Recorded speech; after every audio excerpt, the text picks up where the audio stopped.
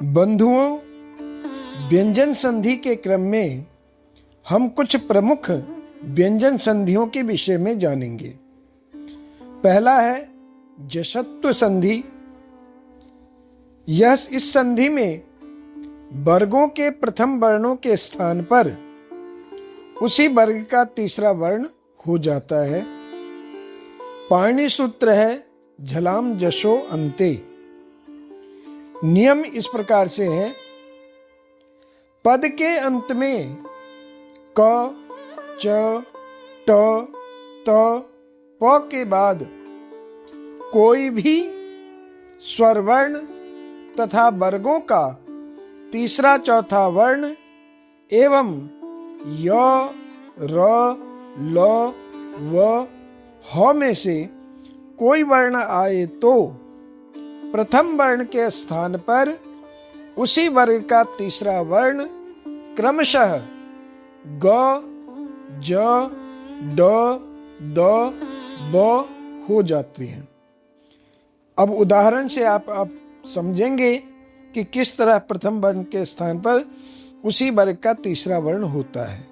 जैसे उदाहरण में दिया गया है वाक जमा ईशः। यहाँ क के बाद स्वर वर्ण है ई, तो क के जगह पर उसी वर्ग का तीसरा बन गया तो वागीशः ये रूप बना। उसी तरह से वाक जमा जालम, क के बाद वर्ग का तीसरा वर्ण है ज, चवर्ग का तीसरा वर्ण है ज, तो तीसरे वर्ण के रहने पर भी उस क के स्थान पर उसी वर्ग का तीसरा हो जाएगा तो बनेगा वागजालम। उसी तरह से अच जमा आदि, च के बाद स्वर वर्ण है तो च को ज हो जाएगा तो रूप बनेगा अजादि। षट जमा आननः, ट के बाद स्वर वर्ण है, ट के स्थान पर उसी वर्ग का तीसरा वर्ण हो जाएगा तो बनेगा षडाननः।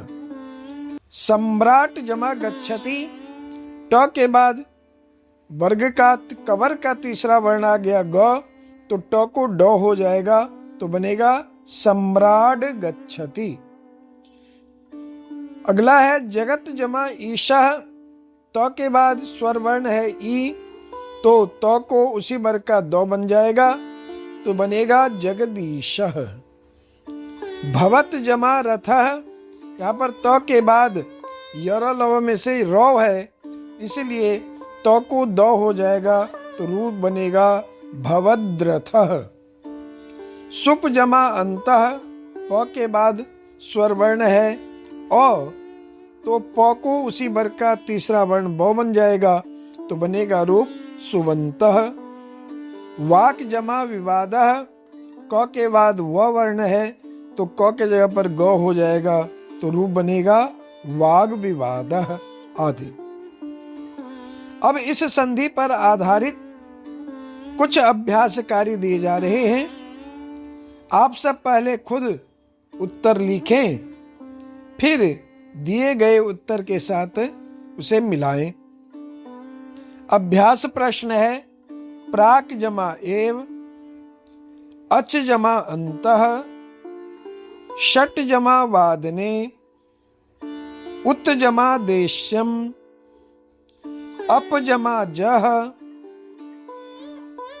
दिग्गजः, षडेव, भवदाज्ञा, अब्बासः, वागहरिः। ये आपका अभ्यास प्रश्न दिए हैं।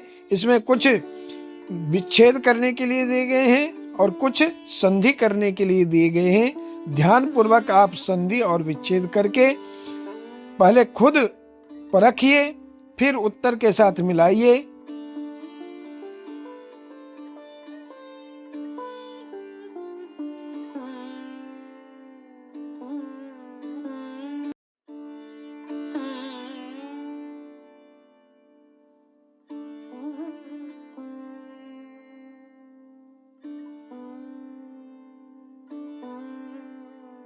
इसका उत्तर इस प्रकार है। प्राक जमा एव का उत्तर है प्रागेव, अच जमा अंतः का उत्तर है अजंतः, षट जमा वादने का उत्तर है षडवादने, उत जमा देश्यम का संधि पद होगा उद्देश्यम, अप जमा जह का संधि पद होगा अवजह। दिग्गजह का विच्छेद होगा दिक् जमा गजह। षडेव का विच्छेद होगा षट जमा एव। भवदाज्ञा का संधि विच्छेद होगा भवत जमा आज्ञा। अब्बासह का संधि विच्छेद होगा अप जमा वासह। और वागहरि का संधि विच्छेद होगा वाक जमा हरि। तो आप इस तरह से इसका अभ्यास करें। एक नई संधि के साथ पुनः मिलेंगे, तब तक के लिए धन्यवाद।